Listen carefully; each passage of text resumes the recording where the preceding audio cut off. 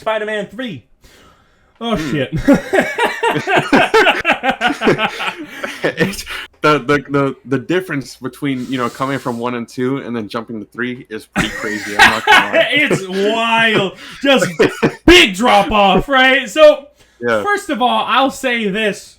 Spider-Man 3, it's got a special place in our hearts. All right? It does. Yeah. I think the best word for it is Spider-Man 3 is cute. Spider-Man 3. That's a way of putting it. Spider-Man 3 is cute. It's not perfect. In fact, there's a lot wrong with it, but it's cute. And god damn it, with the way that our pop culture has been hitting this movie with all the memes and everything, you just gotta love it. You understand? Yeah.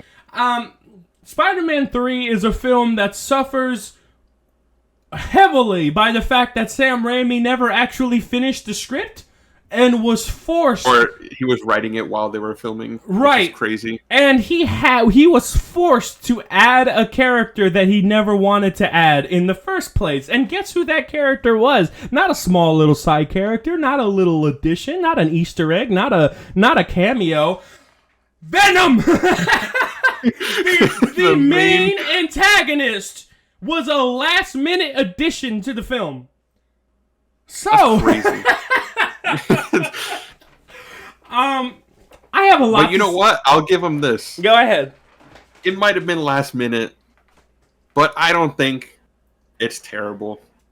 The whole black suit and the whole symbiote thing, it works. I don't think it's terrible all the time. I do think there are points. Yeah. I do think there are points with Venom where I'm like, oh god, you know what I mean? Like, there are points that are embarrassingly bad in this film. All right, but one of the, I'll talk about the strong points. First of all, Sandman. I love his character. I think it's fantastic. I think it's a straight start. I love that he's doing it for his daughter, and he's doing it by any means necessary. I do not like how they incorporate the Venom suit in Peter's story. I don't like that at all. I don't like emo. Like that it just randomly falls out of the sky. Yeah, that's one of them. But one of them, the main thing is I don't like Bully Pete. You know what I mean? I think he's funny as all fuck in post. Oh, you don't like Bully Maguire? He's gonna put some dirt in my eye. Oh god.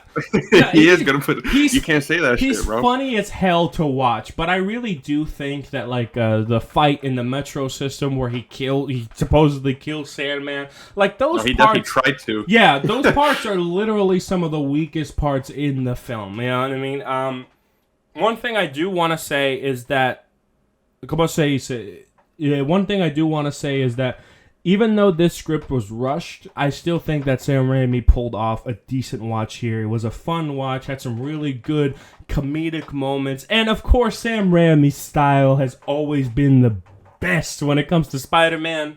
I do think that this film suffers from a lot of cons, but overall, it's still a fun watch, and I don't skip it when I watch the Spider-Man movies. You gotta watch it.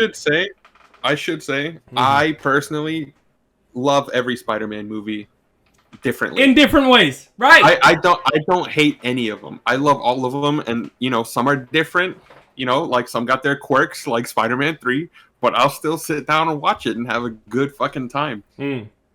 Because it's Spider-Man. How do you not love Spider-Man, You can't. You can put Spider-Man in any movie, and I'm going to watch it just because he's in it. As long as he's accurate. As long as he's, like somewhat what the fucking comic tries to push. That he's a kid who's just trying to live life, and he's trying to be a hero in these fucked up times, and he's trying to balance Peter and Spider-Man, those kinds of things.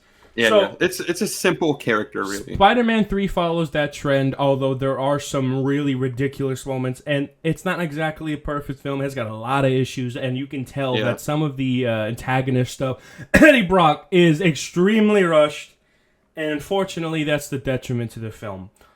So, but it's I think still a damn fine watch. How do you feel, Squeedo? For me, Spider-Man 3... to be honest, has always been my least favorite Spider-Man movie. And in general?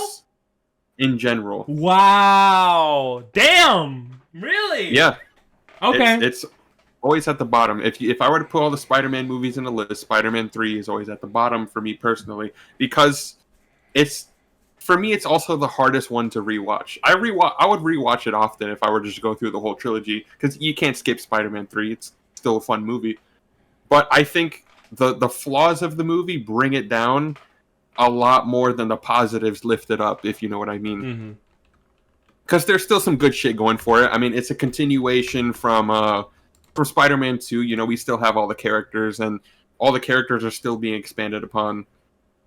Right. But, you know, I love Sandman. I specifically love the sequence of when he realizes that he's Sand.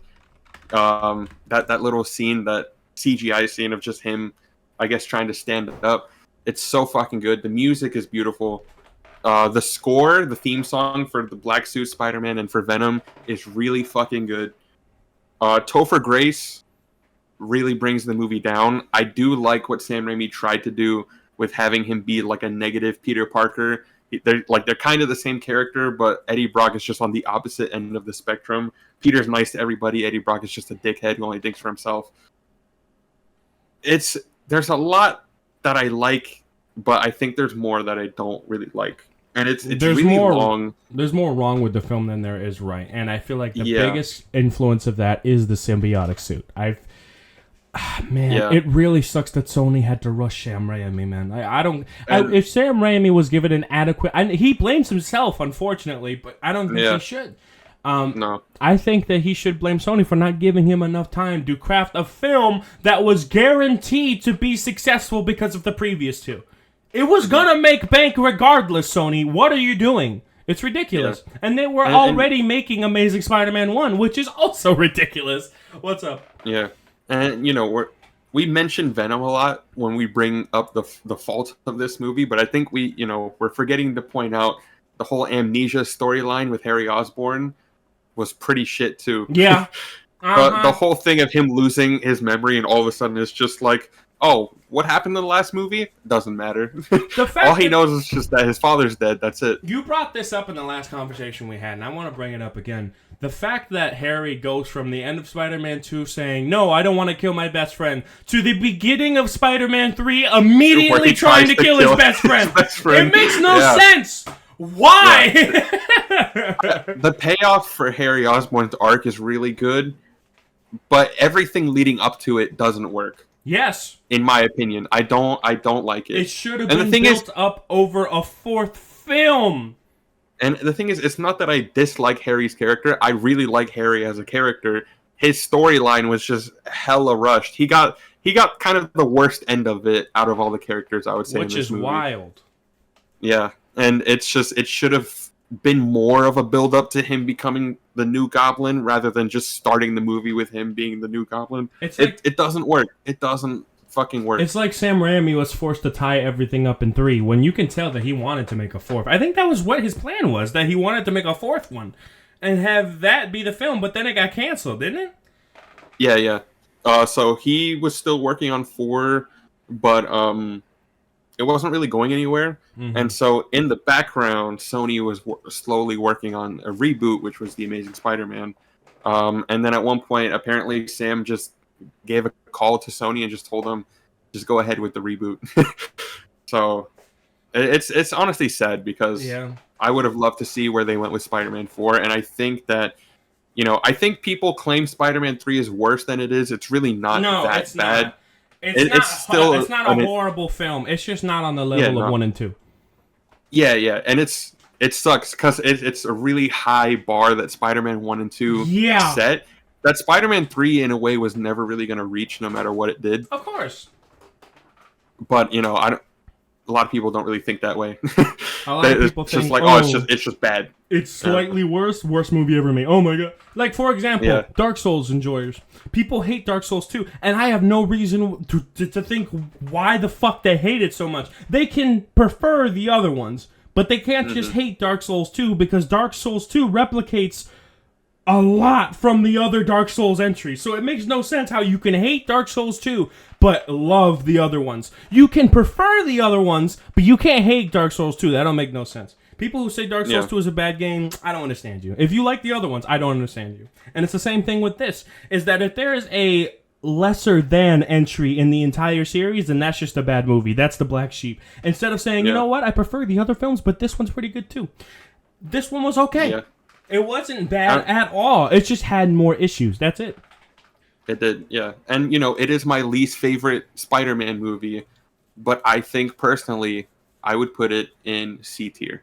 It's my least favorite, but it doesn't even go F tier. You see, I don't share that sentiment because I don't think it's my least favorite. My least favorite is The Amazing Spider-Man 2. That's what a lot of people's least favorite is. Right. But I have my reasons. Right, and we'll get to that. We'll get to them. So I disagree with you on C tier. I think I would put it at B tier. But in favor of argument, because we can adjust the tier list later, let's go with C tier. C tier. Yeah. Knows what we're doing. So,